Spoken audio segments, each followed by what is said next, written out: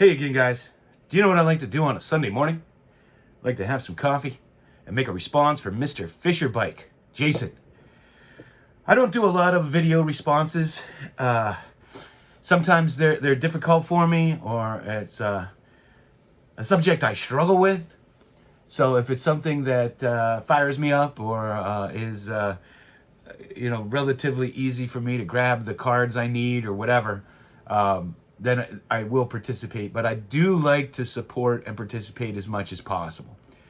Some VRs are just a bit complicated for me. I'm not that intelligent or energetic sometimes. But Jason, I wanted to support you.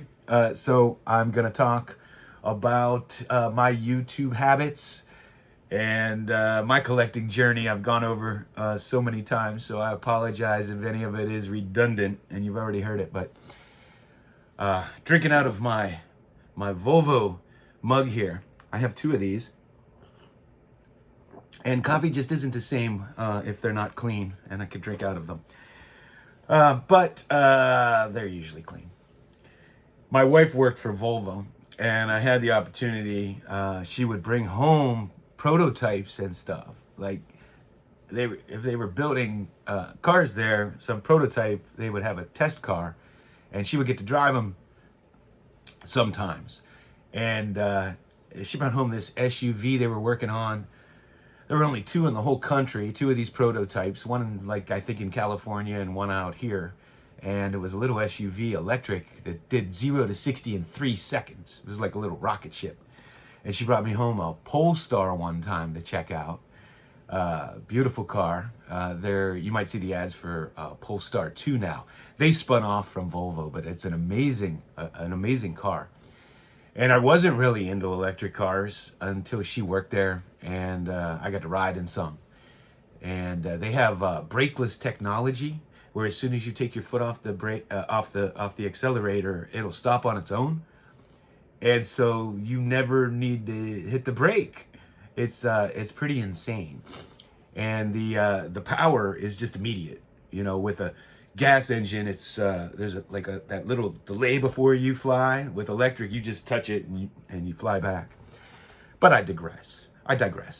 So for my YouTube habits, let me see here. What I watch first and foremost is, I watch the YouTubers I know and I'm friends with, and the ones that support me. I try to go out of my way to watch those first and foremost. Secondly, I watch things that interest me. I like to watch videos on different card issues, history. Somebody that does an amazing job is Bear Cards 34. He'll take 1990 or 1989 common football card set and delve into it, and man, you learn all kind of things you didn't know about obscure players, about the set itself that sometimes you overlook because it's from that boom era of cards. And so, I know all about the 89 score set or whatever. And no, you don't. No, you don't. If you watch his video, you will learn how little you actually know about some of these things. So I really enjoy watching stuff like that. I love to support the younger collectors. The ones I stay away from are the investing channels, and I'm not a big into watching people open packs. I'm not into breaks, so I tend to not watch those at all. I'm not a TTM guy, so I tend to not watch those, although I will watch on occasion to support people that I want to support. And a video doesn't always have to be what I collect or what I'm into for me to watch it. Just depends on my mood, depends on what they're showing, depends on who it is, really. And then I watch a lot of videos when I'm driving. I seek out ones that are interviews or podcasts or mostly talking when I'm driving, so I don't have to watch. And I don't get to comment on those much, right? And the same when I'm watching it on TV. Sometimes I'll just go through and watch a whole bunch, back to back to back to back. And once in a while, I'll go out of my way and grab my phone and pull up my history and comment on it. If, I really want to. It's something I feel like I should make a comment on.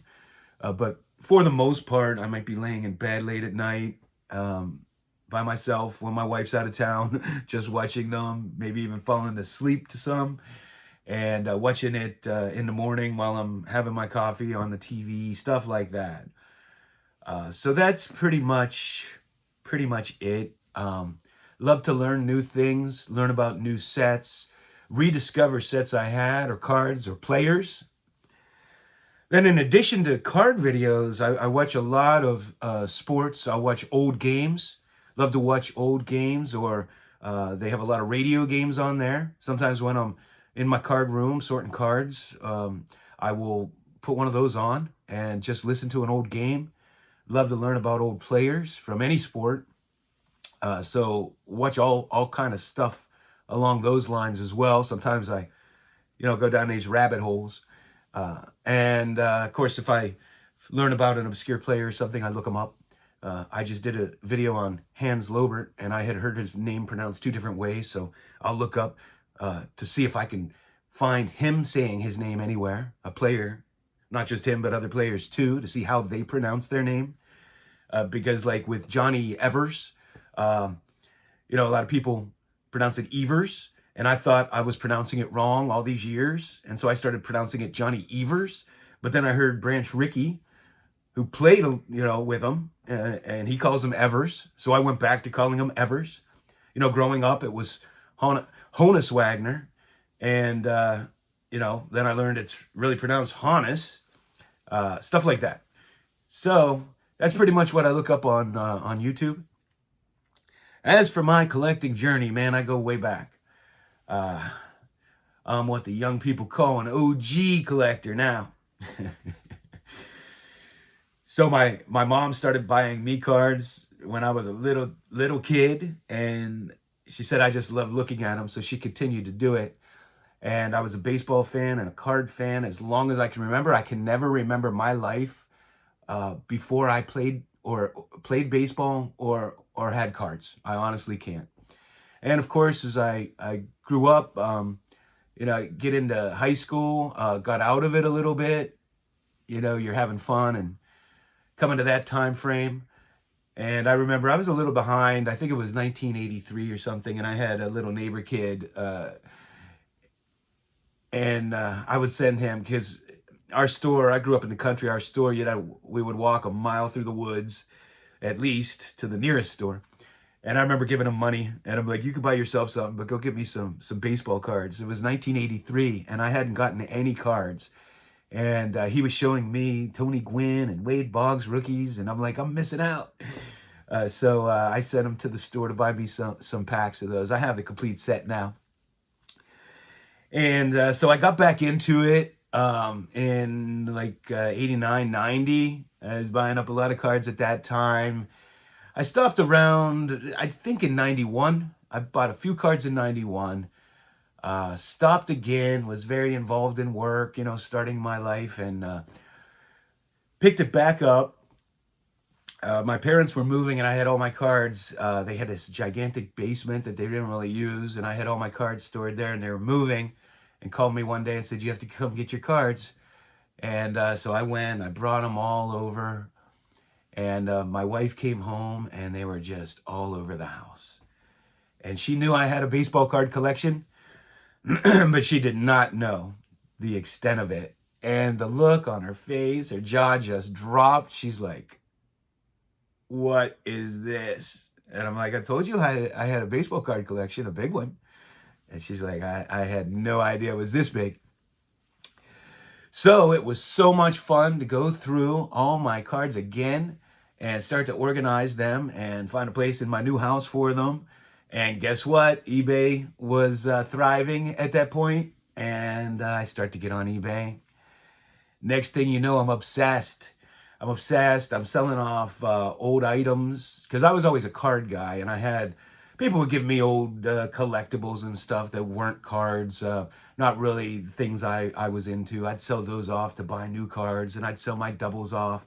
I remember I had 1980, I bought a ton of cards, and I had 9 Ricky Henderson rookies. So I picked the nicest one, what I thought was the nicest one. I sent it into SGC with my first order. I decided I'd give them a try, give grading a try. It came back in 8, and I had sold off all the others.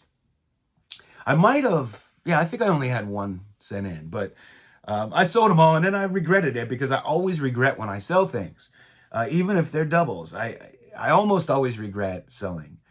And I wasn't really into oversized cards at the time either. I sold a really fantastic Babe Ruth that I so regret today because I wanted to focus on the cards and the things that I like to collect at the time. But my collecting has changed over the years. So things that I wouldn't have wanted then, I do want now and do have now. So I got back in a big way. And then I changed industries for work, and I started to travel. And I always had basically 2 homes, or 2 places I was living at least. I would have my main home and have to take an apartment somewhere. At one time, I had 4 different places between my wife and I, where we were working and what we owned. I had 4 different places. And so it just became impossible. Where do I have cards shipped? And I was so busy and just took a back seat. And so I really wasn't doing anything with cards for a number of years. And then in 2014, I got a little more grounded, and I had a climate-controlled storage facility where I kept all my cards. And the guy kept jacking up the price on this storage unit till he doubled it, and just out of a matter of principle, I'm like, I'm getting all my cards out. So I go and I get them all out, I bring them home, I start to go through them, and guess what? I find myself on eBay again. And I remember at this time I had bought the 1932 Sanella Margarine, was one of the first, Babe Ruth, was one of the first cards I bought when I started collecting again. I got 2 of them. They were both graded as 6, type 1, type 2. And I got the complete set. And I paid like $300 for it. And that's back when, you couldn't even give that card away. And I had 2 of them. And one was in a perfect PSA holder. And the other one was in one where it was flopping around in that stupid baggie they used to use. And I'm not really a back collector. So having type 1 and type 2 didn't matter to me. And so I sold the one where I didn't like the holder. They were both 6s. I kind of regret that now. Not only did I sell it for way less than I'd get today for a 6, but I don't know. I'd kind of like to have, I guess I wouldn't mind having both types, but not a big deal. And so I started getting obsessed again, like I was as a kid, like I was in the early 2000s when I started collecting again. And it was just nonstop trying to go and get some of these cards that I used to want. Or that I, never acquired. And at that time, in 2014, I didn't want to get too aggressive with my spending because I had found that there were cards, vintage cards, that were selling for the same prices as the early 2000s or even less. And I know the young kids were into Pokemon and Magic the Gathering and playing video games and not even wanting to touch anything real anymore. And I was thinking that, maybe this hobby is dying. Maybe young kids aren't going to come in. And so I didn't want to get too aggressive with my spending, but because I love collecting and I collect, I still bought tons and tons and tons of stuff. Every day I would have packages coming in. And I wasn't spending very much at all. And I was finding these old, rare, obscure sets with low pops. And I couldn't believe it, for a couple $100 here and there. Sometimes even cheaper than that.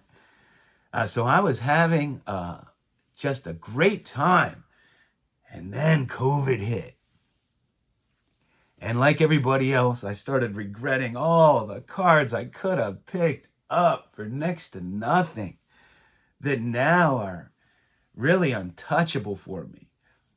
And it's not even that I couldn't afford to buy them, because most of them I could, but I really don't spend that much on my cards. If you watch my videos, you might not believe that, but I don't. I'm always seeking out good deals, lower grades that look fantastic, so I don't have to pay an arm and a leg. And but that's always how I collected, because when I was young, I didn't have a lot of money to collect, and I had to be that way. And I had to sell stuff to support the stuff I really wanted, and I had to sell off stuff I didn't care for, or doubles, if I wanted to get new stuff. And then I collect everything. I collect all sports, all eras. I'm into modern, so I remember in the early 2000s when, man, I'd go to the card shop all the time. I was always buying boxes, supplies. I remember when LeBron was, ESPN was televising his high school games. He was a big splash. I remember chasing his stuff. And Ichiro and Pujols, I just thought they were the two best rookies come out in a long time. I was a fan from day one. I was chasing their stuff and buying boxes that they were in. And so here we are. Then, but right before the boom, I guess in probably 2019, I started on YouTube, and that opened up a whole new world to me, and really has enhanced my collecting. And up until that point, I never talked to any other collectors. I mean, at the occasional flea market, if there was a collector, that was it. A little bit on Facebook. And so YouTube, man, it just enhanced my collecting experience so much. And now, even if I would go into a lull, which I did during COVID and when everything was peaking, I wasn't buying much, but I could still go on to YouTube and show cards I already had, or show different sets. I went through a period where, because I didn't have a lot of new stuff to show, I went through and showed like every set from, 1956 on, every card I had, because I have near sets for so many decades. I mean, near sets, so many of them. And so I would just go through and I would do that. So I guess that's what I have to say this morning. My coffee's getting cold because I'm long-winded. Jason, I just want to say I appreciate you. He had some cards made of me, and had them sent to me. What a gracious gift. But I really appreciate all of you. Everybody I watch, everybody that comments, all the friendships I've made on here, all the people I've gotten to know. Man, my phone, my contacts list, I mean, I probably have as many or more YouTubers than I have friends on there that I text with daily. I mean, you are my friends too, but I mean my non-collecting friends, I should say, long-time friends. And that's where I've gotten. So it's been a wonderful journey. Collecting has really enhanced my life in a big way. And if you're going to get into it as an investment, if you're going to be chasing those big rookies that 90% won't pan out, if you're going to get caught up in a lot of drama, the hobby can be stressful. And if you're doing it for the love, man, it's going to enhance your life. Warren Buffett said, if you do something you love, you won't work a day in your life. He said he would pay somebody to be able to get up in the morning and do what he does. And so if investing in sports cards makes you happy every morning when you get in, then do it. But if it stresses you out and you're maxing out your credit card and you're making bad decisions, or things aren't working out your way, you don't need that kind of stress in your life. If doing breaks enhances your life and you have a passion for it, do it. That's what I say all the time. If you have a passion for it, do it. Doesn't matter what other people think. If you want to flip cards, you have a passion for it, it enhances your life, do it. But be careful on YouTube. There are a lot of people that have been misleading everyone. I've been warning for years since they started.